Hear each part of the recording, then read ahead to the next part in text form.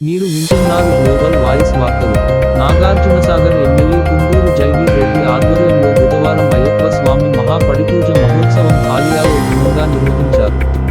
ఈ సందర్భంగా అయ్యప్ప స్వాములు అధిక సంఖ్యలో పాల్గొని స్వామివారి తీర్థప్రసాదాలు స్వీకరించారు. ఎంతో ఘనంగా చేస్తారు, రాజాపయింద్రిలో గప్పలు డమడమా డమడమా డమడమా.